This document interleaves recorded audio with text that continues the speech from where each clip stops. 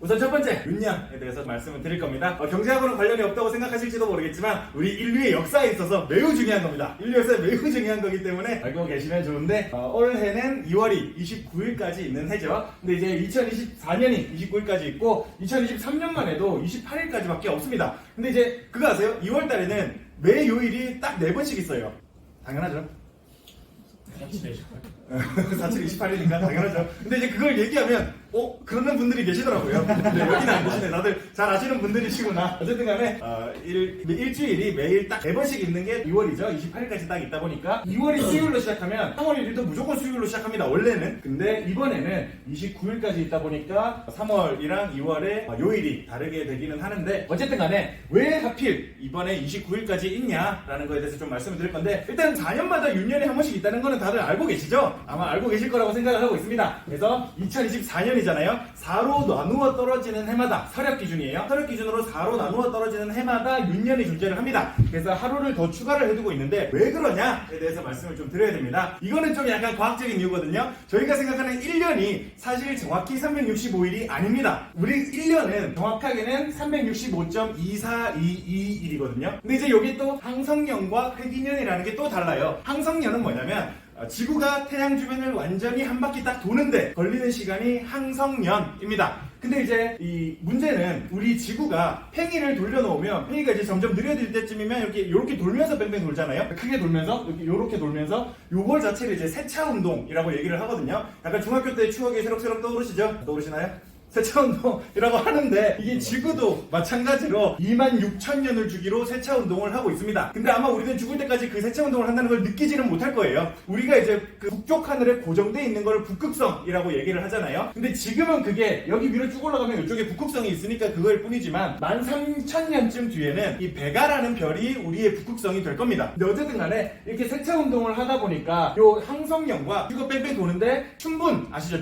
춘분이 이제 낮의 길이랑 밤의 길이가 정확히 같아지는 날이 절기상 춘분입니다. 그래서 이 세차운동 때문에 정확히 한 바퀴를 돈다고 해서 낮의 길이랑 밤의 길이가 같아지는 날이 딱 1년 뒤가 아니라는 거예요. 그러다 보니까 그 오차까지 감안을 한 게 요 회귀년이라고 얘기를 합니다. 그래서 우리는 사람 기준이에요. 사람 기준으로 1년은 정확히 말하면 지구가 한 바퀴 도는데 걸리는 시간이 아니라 춘분에서 춘분까지 오는데 걸리는 시간을 우리 기준 1년이라고 합니다. 그래서 우리가 얘기하는 1년은 요 회기년의 1년을 얘기하고요. 그래서 365.2422일입니다. 그래서 그러면 이제 왜 그 4년마다 한 번씩 윤년을 둔다고 하는지 아시겠죠? 2422를 곱하기 4를 하면 거의 1일에 가까워지니까. 근데 이제 문제가 뭐냐면 2422를 해도 0.008일이 남는다는 거예요. 1년당 0.008일이 128년이 쌓이면 그게 하루가 됩니다. 그래서 이 시간이 조금씩 밀리는 문제가 발생을 합니다. 옛날 사람들이 달력을 만드는 게 왜 중요했냐면 농사를 지었어야 됐거든요. 그러니까 낮과 밤의 길이가 똑같다는 거, 하지는 이제 낮의 길이가 가장 긴 거고 동지는 밤의 길이가 가장 긴 거고 그런 절기들을 나눠놨어야 했던 이유는 요때쯤 모내기 하면 되겠다, 요때쯤 물 대주면 되겠다, 요때쯤 추수하면 되겠다, 이런 것들이 필요했기 때문이거든요. 근데 사실 저희가 이제 농업에는 거의 관심이 없어졌지만 불과 100년 전만 해도 농업이라는 게 그냥 인류 산업 전체라고 할 정도로 농업의 역사는 길었다 보니까 이 1년이라는 게 중요할 수밖에 없었습니다. 농사를 짓는 데 있어서요. 그러다 보니까 예로부터 이 1년을 정확히 측정하는 방식에 대한 연구가 계속해서 진행되어 왔고 이 국가가 제공할 수 있는 가장 좋은 인프라가 1년을 얼마나 정확히, 달력을 얼마나 정확히 만드느냐였었어요. 그래서 이제 다들 이제 율리우스력, 그레고리력 이런 거 한 번쯤 들어보셨죠? 아닌가? 들어보셨죠? 들어보셨죠? 제발 대답 좀. 제발 다들 들어보셨으리라고 생각을 하고 있습니다.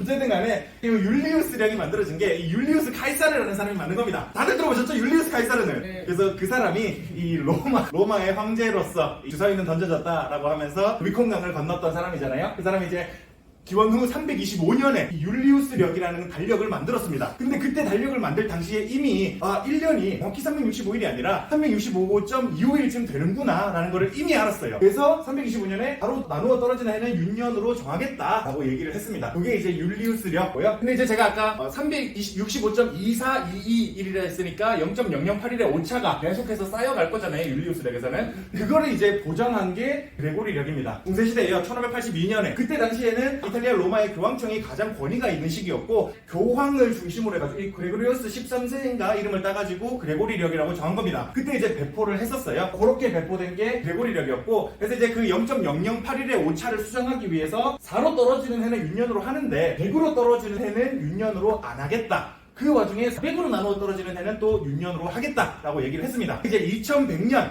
같은 경우는 4로 나누어 떨어지잖아요. 원래 윤년이 돼야 됩니다. 근데 그레고리력상으로는 100으로 나누어 떨어지는 숫자이기 때문에 윤년이 아닙니다. 뭔 말인지 이해되세요? 쓸데없는 소리 하고 있네 라고 생각이 들지도 모르겠지만 저는 아마 2100년에 없을 것 같거든요. 근데 아마 여기는 2100년에 있을 수도 있는 분이 계시기 때문에 알고 계시면 와 그때 뭔지 아시죠?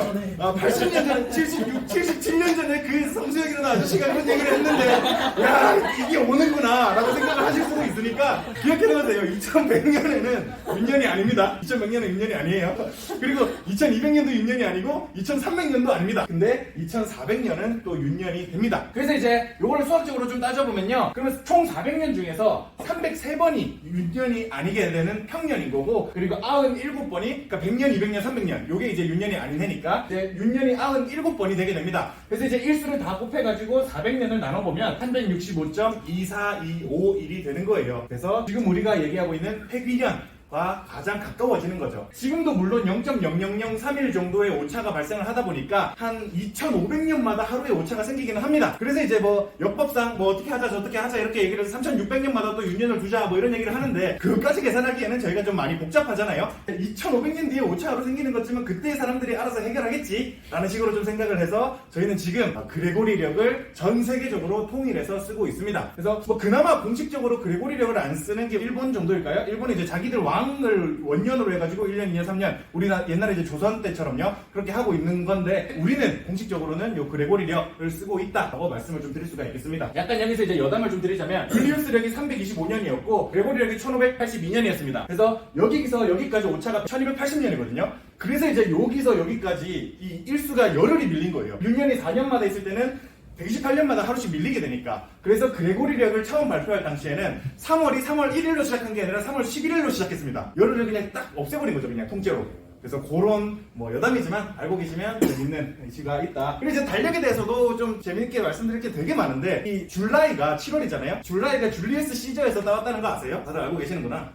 아니구나. 그리고 어거스트가 아우구스투스 황제에서 따온 거예요. 그래서 우리 달력조차도 이 로마의 황제에서 많이 따왔다. 그래서 우리가 로마의 역사를 알고 있으면 지금 만들어져 있는 문명의 많은 것들을 알 수 있다라는 말씀도 드릴 수가 있겠습니다. 그래서 이제 제가 여태까지 이렇게 말씀드린 거를 역법이라고 얘기를 하거든요. 법이라는 거는 국가에 있어서 중대사였습니다. 최근에는 우리가 1차 산업보다는 2차 산업, 3차 산업, 4차 산업이 중요한 산업이다라는 얘기를 많이 하고 있지만 불과 300년 전만 해도 사실상 1차 산업이 전부였거든요. 국가 산업의 근간이 되는 게 이 역법이었습니다. 농사를 짓기 위해서는 지금이 어떤 시기인지를 정확히 아는 게 매우 중요했거든요. 이 역법이라는 것 자체가 국가가 제공할 수 있는 가장 좋은 인프라였던 거예요. 그때 당시에는. 그러다 보니까 이 율리우스력도 그렇고 그레고리력도 그렇지만 그때 당시에 가장 권위 있는 집단에서 만들어질 수밖에 없었던 거죠. 그리고 천문학에 대한 연구가 엄청나게 발전이 돼야 할 수 있는 게 요 역법이라는 거였습니다. 결국 요거의 필요성은 이 농사를 짓기 위해서라는 거죠. 옛날에 이제 조선시대 때도 이 일식이나 이런 게 생기면 와 씨 왕이 부덕해가지고 지금 이런 일이 생긴다라고 이제 농민들이 막 뭐 난리 나고 그랬었잖아요. 근데 그게 일식을 만약에 예측하잖아요. 그러면 야 씨 우리 이 덕망 있는 왕이 일식을 예측했다 이런 소리가 나오다 보니까 그러니까 이 천문 현상을 내가 이제 예측할 수 있다는 것도 엄청난 권위를 살릴 수 있는 역할을 해줬었고 역법을 만들기 위해서도 그렇지만 천문 현상을 예측하기 위해서도 천문학에 대한 연구가 중요한 국가 산업이었다 말씀을 드릴 수가 있겠습니다. 우리는 이제 24절기에 대해서 얘기를 많이 하잖아요. 24절기 다들 음력 기준이라고 생각을 많이 하시잖아요. 24절기는 양력 기준입니다. 음력이 아니에요. 24절기는 당연하잖아요. 낮과 밤의 길이가 똑같은 날을 어떻게 달을 보고 알아요? 네?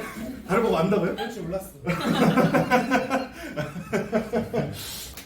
어쨌든 24절기라는 거는 양력을 기준으로 한 거예요. 춘분, 낮과 밤의 길이가 같아지는 날이고 하지, 낮이 제일 길어지는 날이고 동지, 밤이 제일 길어지는 날인데 당연히 태양을 기준으로 생각을 해야겠죠. 24절기라는 거는 이 양력을 기준으로 얘기를 하는 겁니다. 음력이랑 은 상관이 없어요. 이제 중요한 거는 우리의 조상님들은 음력이란 거를 많이 썼다는 거예요. 우리 지금도 이제 설이나 추석 이런 거 다 음력으로 세고 있잖아요. 그렇게 살 수밖에 없는 이유가 뭐냐면 우리 조선은 안타깝게도 그 역법에 대한 연구도 그렇지만 그게 국민에게 배포되기가 힘든 상황에 있었습니다. 그러다 보니까 지금이 얼마나 지났지 이런 거를 좀 더 직관적으로 볼 수 있는 게 요 달의 모습을 보는 거였어요. 달은 이 사계에서 만까지 가는데 딱 보름 걸리잖아요. 괜히 보름달인 게 아니잖아요. 보름이 걸리니까 보름달이다 라고 얘기를 하는 거고, 그리고 다시 이제 이렇게 돌아가는데 30일 정도가 걸립니다. 그래서 요 태양을 기준으로 하는 거를 태양력이라고 얘기를 하고, 달을 기준으로 하는 거를 태음력이라고 얘기를 하거든요. 달의 모습을 보면 딱 직관적으로 알 수가 있는 거예요. 처음 점점 차오르렀다가 다시 가라앉았을 때쯤 되면 한 달이 지났구나 를 직관적으로 알 수가 있다 보니까 우리 선조들은 이 역법이 좀 덜 발달한 상황에서 더 직관적으로 볼 수 있는 음력을 좀 더 이용할 수밖에 없었던 상황에 있었던 것입니다. 근데 이제 그러는 와중에도 이 항성월과 상망월이 또 있거든요. 아까 이제 항성년과 회기년 마냥 달도 이제 한 바퀴를 도는데, 이렇게 한 바퀴를 돌고 나면 지구가 또 이만큼 이동을 합니다. 그러다 보니까 달이 한 바퀴를 다 돌면 여기에 와 있어요. 근데 이제 달은 햇빛을 반사시켜서 빛을 내거든요. 그러다 보니까 달이 완전히 보름달이 되려면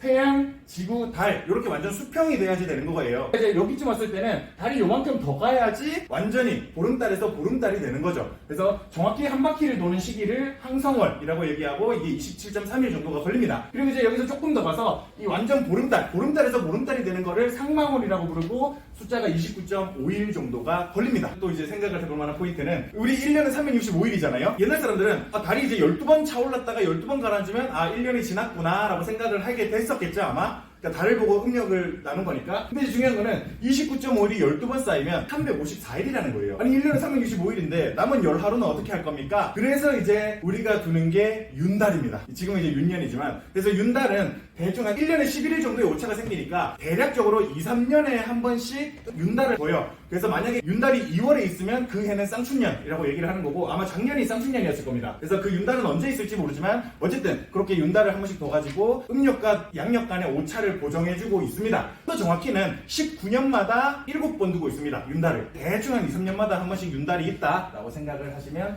될 것 같습니다. 그래서 이제 윤년도 얘기했고 윤달도 얘기했고, 제가 역법에 대한 기본적인 것들을 얘기를 했거든요. 그래서 지금 당장은 쓸모가 없을지 모르겠지만 76년 뒤 이제 저는 없겠지만 아마 여기 살아계신 누군가가 있을 수도 있으니까, 그때 그때 그 아저씨가 얘기했더니 진짜 윤년이 안 오는구나 라고 생각을 할 수 있다면 저는 그걸로 하늘나라에서 기분이 좋을 것 같습니다. 정리를 좀 드리자면요, 2024년 2월은 29일까지 있는 윤년이므로 올해는 그레고리력으로 1년이 366일인 해입니다. 회기년 기준으로 1년이 365.2422일이기 때문에 0.242일의 오차를 보정하기 위해 윤년이 필요하고요. 그레고리력상 4의 배수해마다 있으나 100의 배수해는 없고 400의 배수해는 있습니다. 그래서 4의 배수해마다 윤년이던 율리우스력이 오차를 보정하기 위해서 열을 증발시키기도 했고요. 그레고리력이 처음 만들어진 당시에요. 또 여기서 또 재밌는 일화가 있는 게, 그때 당시에 로마 교황청의 지배하에 있던 유럽의 대륙 국가들은 바로 바꿨지만 영국 섬이잖아요. 섬은 또 정보가 전달되는 게 늦던 시대다 보니까 1700년대나 돼서야 그거를 받아들였습니다. 그레고리력을요. 그래서 이제 영국이 그레고리력을 받아들일 당시에는 10하루를 한 번에 증발시켰어야 됐어요. 그러니까 1180년이 지났지만 거기서 또 128년이 더 지났으니까 영국이 받아들일 시기는 그것도 여담이긴 하지만 그런 이슈도 있었습니다. 어쨌든 우리나라의 선조들은 어려운 태양력보다는 달의 위상만 확인하면 되는 태음력을 선호를 했었고요. 날짜를 세는 체계적 방법을 역법이라고 하는데, 농업을 위해서 모든 문명에서 매우 중요한 국가 산업이었습니다. 현재는 농사를 짓는 사람이 많지 않으니 대체로 관심 없지만 알고 있으면 좋을지도 모르겠다라는 생각을 하고 있습니다.